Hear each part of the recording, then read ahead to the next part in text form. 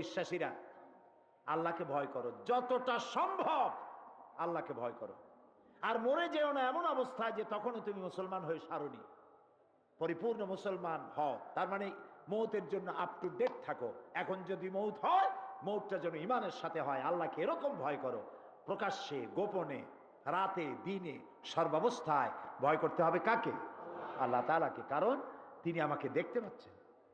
আল্লাহ রাব্বুল আলামিন বলেন, وَيَعْلَمُ مَا فِي الْبَرِّ وَالْبَحْرِ وَمَا تَسْقُطُ مِنْ وَرَقَةٍ إِلَّا يَعْلَمُهَا। আল্লাহ বলেন, আমি স্থল ভাগে কি হয়, দরিয়ার অতল তলদেশে কি হয়, সব আমি জানি।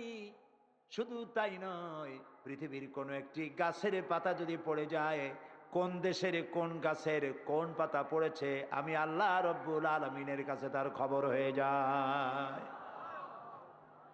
পাতা পড়ার খবর যিনি পান, আমরা কোথায় কি করি তিনি তা টের পান না। এই জন্য কলিজার মধ্যে ভয় রাখতে হবে কার? জোরে বলেন, কেবলমাত্র আল্লাহকেই ভয় করতে হবে, আর কাউকে ভয় করা যাবে না। কলিজার মধ্যে ভয় এটাই থাকতে হবে, তিনি দেখছেন, তিনি শুনছেন। আল্লাহ তাআলা বলেন, মা ইয়াকুনু মিন নাজওয়া সালাসাতিন ইল্লা হুয়া রাবিউহুম ওয়ালা খামসাতিন ইল্লা হুয়া